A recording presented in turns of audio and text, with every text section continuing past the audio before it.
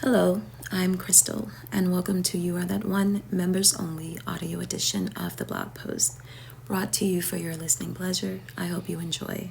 First up, what is a failure philosophy and how to avoid it?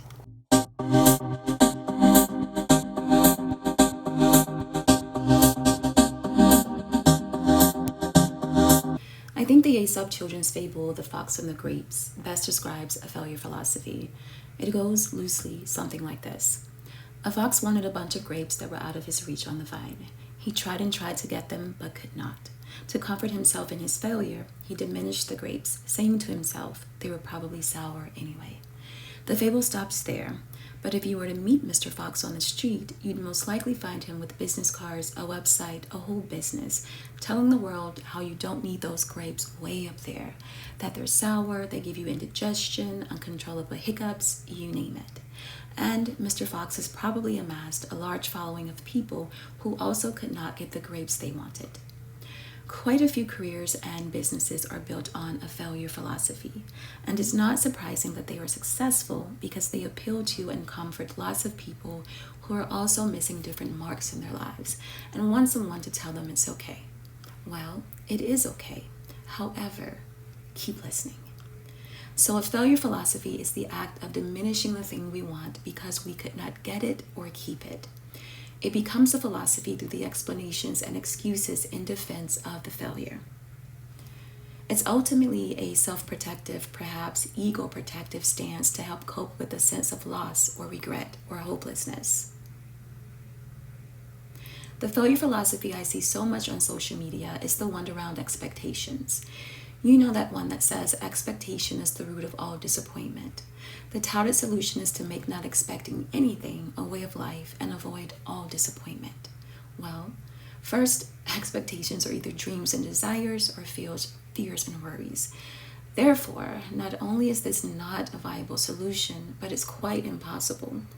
More on expectations in a future post. The thing about failure philosophies is that they are self-destructive. The effects usually don't happen swiftly, but in a more insidious, creep up on you over time sort of way. A failure philosophy in one area of life multiplies because it has become a conscious or unconscious coping mechanism for disappointment. And slowly, this is how we lose vital pieces of ourselves. Harlem by Langston Hughes. What happens to a dream deferred? Does it dry up like a raisin in the sun, or fester like a sore and then run?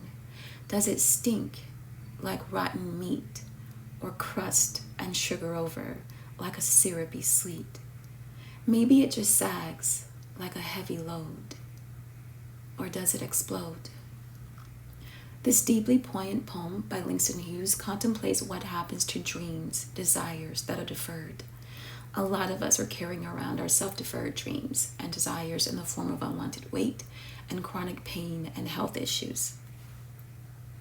So how do we avoid operating from a failure philosophy, or how do we correct it? We avoid and correct by being self-aware and introspective and honest with ourselves about what we want and what it means to us. Trust your dreams and desires because it means you trust yourself.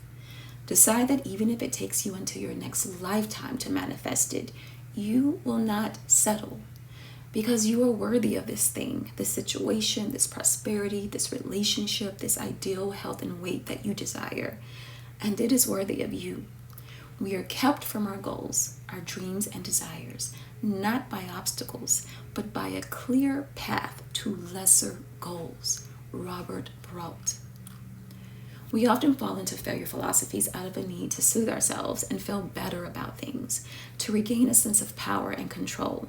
Self-soothing is a right and wonderful thing to do, but we should aim to soothe ourselves with truth. And the truth is that life supports, loves, and adores each of us and is always saying yes. Not only is it always saying yes, but it's always guiding us along the path of least resistance based on where we are in relation to what we want. It meets us where we are and it never says no. So 3 questions for you. 1.